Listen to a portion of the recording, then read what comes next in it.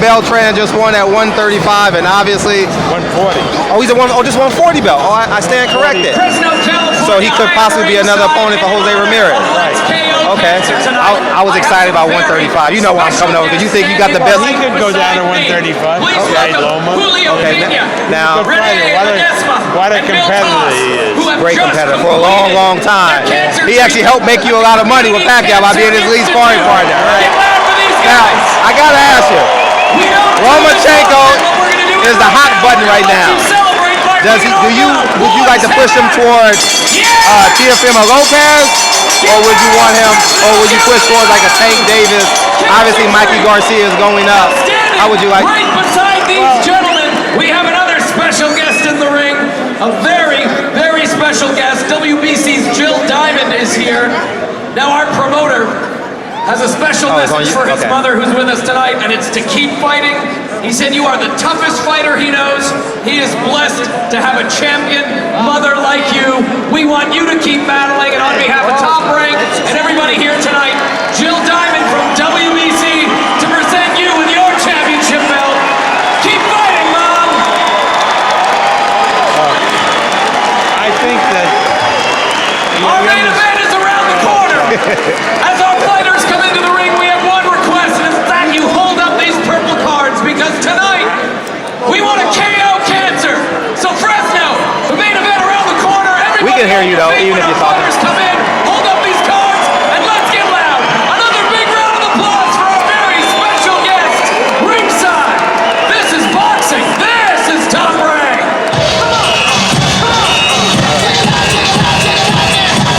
Lomo is going to look to fight all the best guys. Or anybody. Maybe, by the end of the year, beginning of next year, Teofimo Lopez. As far as Davis is concerned, he's a very good fighter, but he's Al Heyman's fighter, and Al Heyman don't let his fighters fight anybody else other than Heyman fight. So forget about Heyman's fighting. I mean, we have Bud Crawford. Where are his welterweights challenging Bud Crawford? I mean, give me a break. Fair is fair.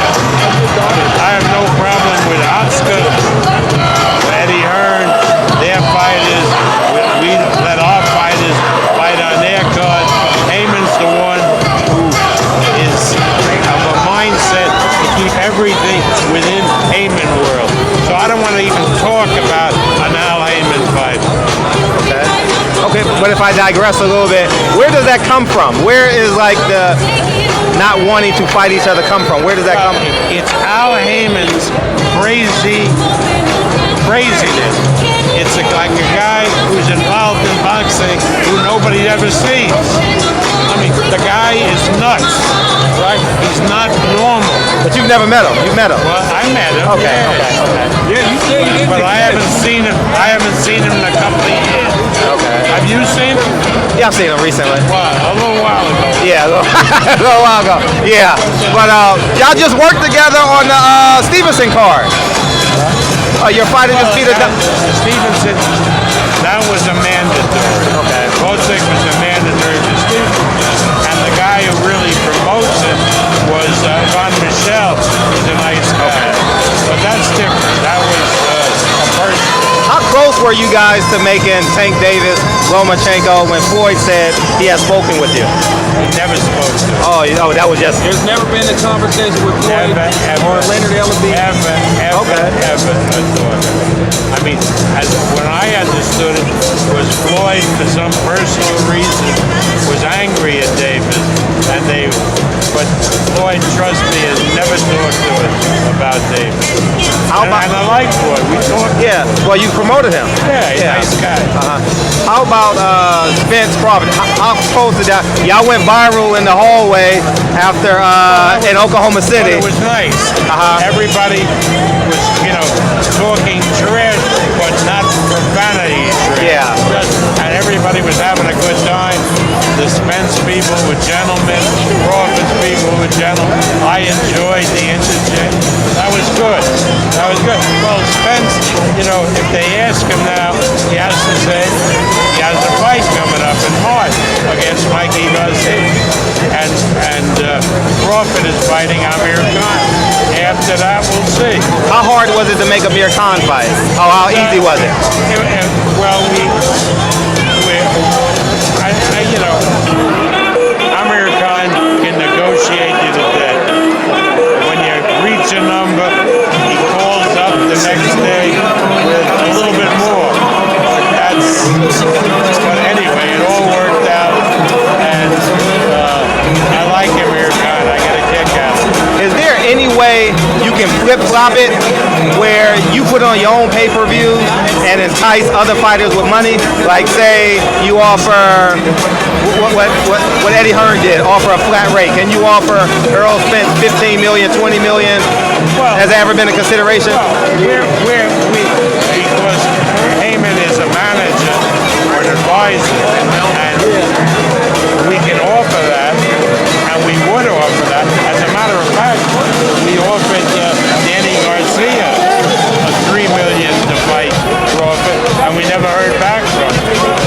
Okay, Bob, let me ask you something. Now that ESPN and Fox is pretty much the same company, shouldn't it be a little bit more easier to make the Crawford Spence fight? Shouldn't it get done like sometime this year? From our standpoint, it is easy. And because it would definitely be a pay-per-view fight, I would assume that both ESPN and Fox would be co-distributors. So it shouldn't be hard to make. And I would love to make that fight, but it takes two to tango. It really does. I'm just speaking from the fans' perspective, because obviously I want these fights.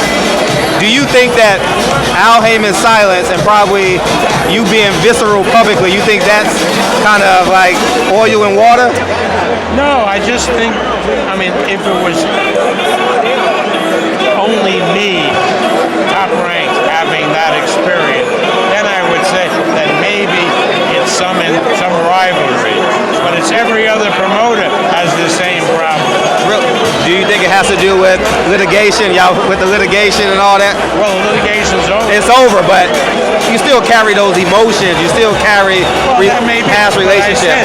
If it was personal to us, then you could say, well, maybe that's a hangover from the litigation. But it's not. It's the same thing with other promoters where he takes those decisions. So it's just the way he does business. Okay. Would you mind if I ask you a tougher question if I can? Yeah. I know you don't mind answering these questions, Bob.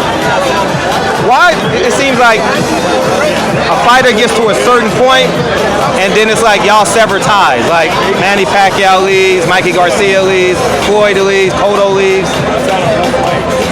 In the case of Floyd, in the case of Manny Pacquiao, in the case of Oscar, all of them fulfilled their contract to us. And then if they come to us and ask for a sum of money that we feel is too much as a business person to pay, they are legally free to go elsewhere. And they do. That's business. That is, if they were breaking their contract with us, then that would be another thing. Okay, Bob, I gotta But they left because they believed, rightly or wrongly, there were greener pastures out there. Okay, Bob, I gotta ask you a question about the whole Terrence Crawford, Manny Pacquiao situation. Now, it seemed to be back and forth about whose fault it is that the fight never happened. I want to get your side of the story. What happened? Freddie Roach sort of made it look like you were trying to force them to fight Manny Pacquiao, but then you said that you killed the fight. So I was told the people close to Pacquiao not to make that fight because it would inevitably result in Manny not only losing but maybe getting hurt. And so I never then offered the fight to Manny. So it's not a competitive fight. Maybe 5-10 years ago it would have been a competitive fight, but it is not a competitive fight now. Just the way Pacquiao against Spence is not a competitive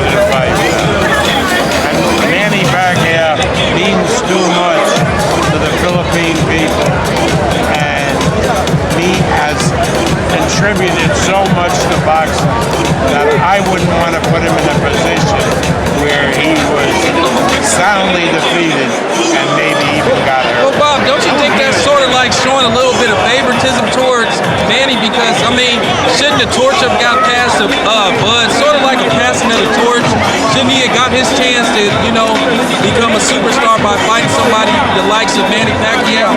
Remember, this is not Manny Pacquiao when we first started, maybe 15 years ago.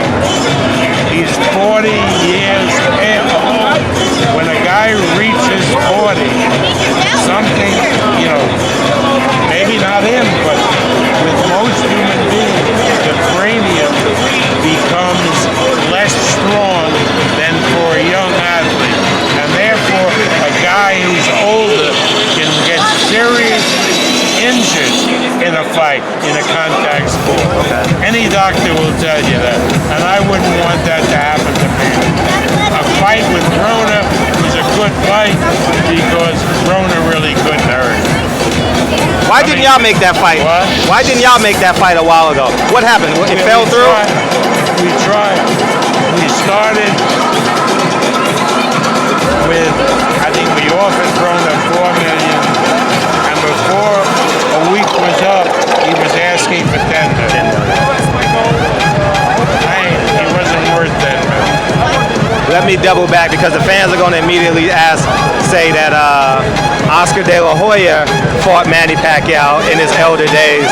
Why didn't you stop Manny from fighting Oscar? Well, when De La Hoya was so much bigger and was in a higher weight class, the Philippine Congress wanted to ban Manny from doing that fight. Not because he would hurt De La Hoya, but they thought he would get killed fighting De La Hoya. And you got to go back to that situation. All the writers were writing, not that Pacquiao would hurt De La Hoya, but De La Hoya would really hurt Pacquiao. I remember. That just got started when that fight came out. Now, Earl Spence, Mikey Garcia. Oh, we got to go. Thank you, Bob. It's been a while. Appreciate you, man. Thank you, Bob.